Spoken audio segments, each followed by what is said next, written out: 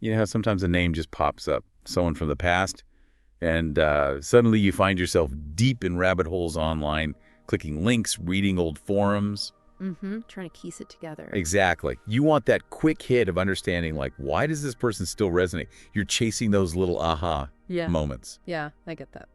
Well, today, that's kind of what we're doing. We're going to do a deep dive into Angel, the adult film star from the 80s, also known as Jennifer James, and sometimes Brandee. Right.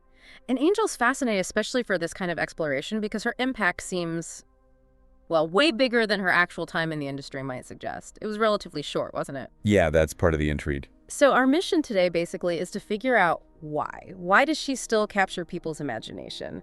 We've looked at quite a bit of stuff online, filmographies, bits of biography, fan sites, comments.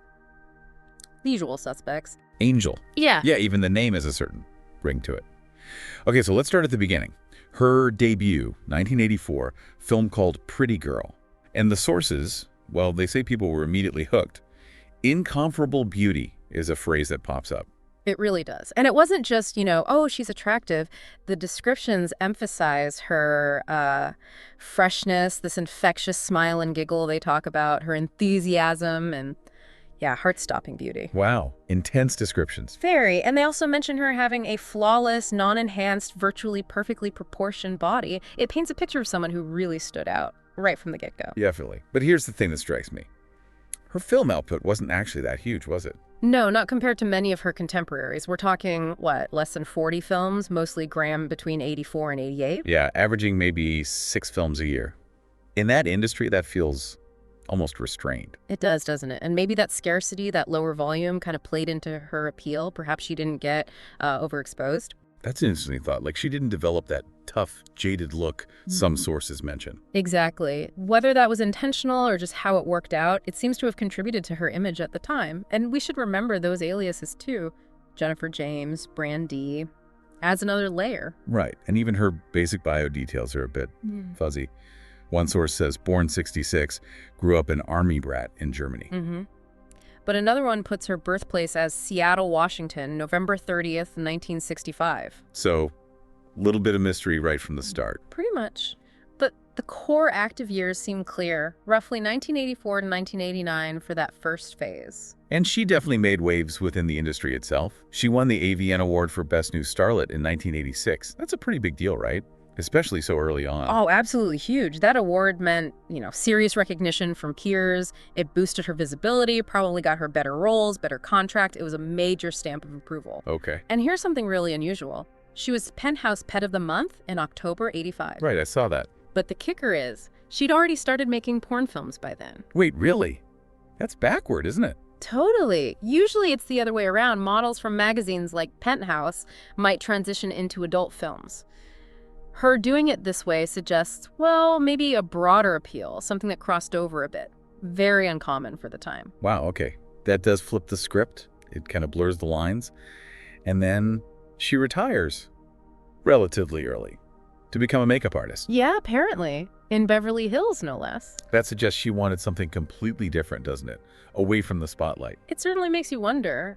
Maybe looking for more stability. Or maybe performing just wasn't her long-term goal. Is another piece of the puzzle, this first departure. But like you said, it was the first departure. She came back. She did. In 1988, she signed an exclusive deal with Entropics Video. 4 movies, specifically Angel movies. So the demand was still there. People clearly wanted more Angel. Seems like it. Maybe the time away just made her more intriguing. Or maybe it was just a good offer, financially or contractually. Hard to say for sure. But that comeback didn't last forever either. No, she retired again in 1991. Sources describe it as for good this time, though she did appear in a few films released that year. But after that, basically radio silence. And apparently when she came back for that second stint leading up to 91, her appearance had changed somewhat. Yeah, there are comments about that. Mentions of some weight gain and maybe not having quite the same spark and enthusiasm as before. Huh.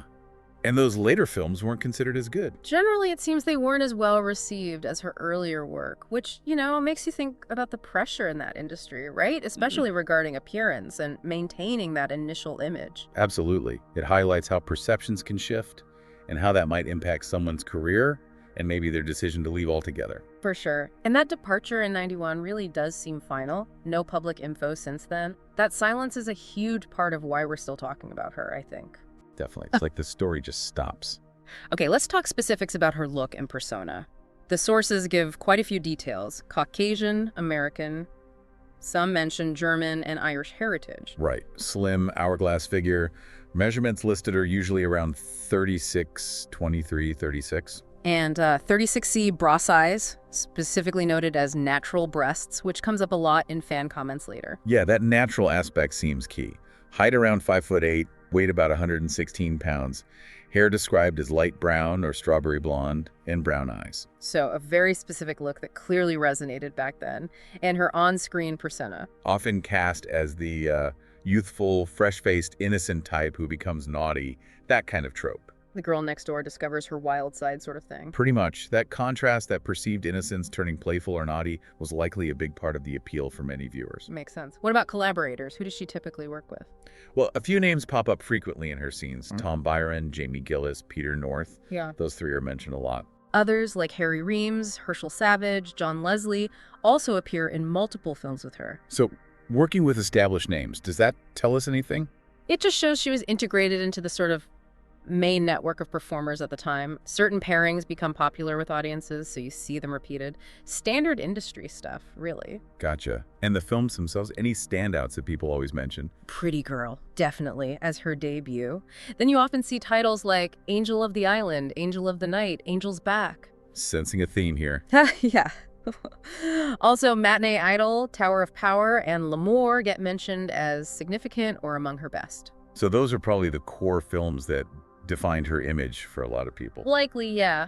But the filmographies list quite a few others, too. Gives you a sense of the range, even if the total number is a bit debated. How debated? Well, you see different figures. Some sources say about 25 movies, others less than 40. One mentions over a dozen high-profile movies. Then actual fan-compiled filmographies list maybe 41 or 44 titles. So even the basic count isn't totally agreed upon. Nope. And you see all sorts of titles. Angel Rising, Angel's Revenge, Blonde Heat, Dangerous Stuff. Debbie Does 'Em All, For Your Size Only, Girls Like Us, Lost Angel, Oral Majority, Star Angel, Three Faces of Angel, Too Hot to Touch. Okay, quite a list. Yeah, it shows she did a fair bit of work in that compressed time frame. Some lists even note specific acts, like if a film included a facial scene or Liz-only content. Right, so even with fewer films than some, she covered a range of genres within the industry. Yeah. The fans, this is where it gets interesting because people are still talking about her decades later. Oh, absolutely. The comment sections on bio pages or forums, they're still active. And what's the general vibe? A lot of it circles back to that perceived natural beauty we talked about. One comment was just, well, pretty direct. My dream lady. I want a wild sex with she. Okay.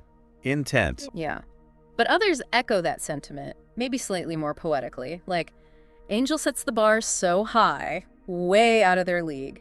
There's this real feeling that she was something special, almost idealized. Right, and I saw one from just a few years ago, 2017, where the person said they were always a fan of brunettes, but were knocked out by Angel. Mm-hmm. And they specifically mentioned her tight little natural body and contrasted it negatively with their words, body fakery and shade snatches and porn sluts nowadays. That comment really highlights something, doesn't it? It's not just nostalgia. For some fans, Angel represents a specific aesthetic, that natural look that they feel is missing now. It says a lot about shifting beauty standards, even within porn. Totally. And that ties into the mystery of what happened to her. People are still curious. There are rumors mentioned. Yeah, speculation mostly. One common rumor is that she found religion and eventually got married. Okay. Anything else? There's another comment mentioning a former male co-star supposedly wrote in a book that something tragic happened to her, but it's presented as very much unconfirmed hearsay. So no solid information, just whispers and guesses. Exactly. And that lack of definite answers just fuels the fascination, you know? It lets people hold on to that idealized dream lady image. The mystery is part of the legend now. So wrapping this up, we've got Angel, bursts onto the scene, mid-'80s, massive impact, stunning natural beauty, according to basically everyone at the time. Right. Relatively short, but very memorable career. Gets industry awards, does the unusual Penthouse Pet thing after starting in films. Retires, comes back, retires again for good in 91. Yeah. And then just vanishes from public life. Completely. It's this mix, isn't it? The intense initial impact, the specific look that resonated, the relatively brief career compared to the lasting impression, and then the total withdrawal into privacy. Yeah, that combination seems to be why she sticks in people's minds. I think so. Which leads to maybe a final thought for people listening. What does Angel's story, this whole phenomenon around her, really tell us? About beauty standards, maybe? How they change, how subjective they are? And about fame itself, especially in that industry, how quickly it can come and go. Right. And also that tension between being a public figure and wanting privacy. Even for someone in adult films, there's still that human desire to step away, to not be known anymore. Absolutely. Why do figures like Angel continue to fascinate us so long after they've left the stage? It's definitely something to chew on.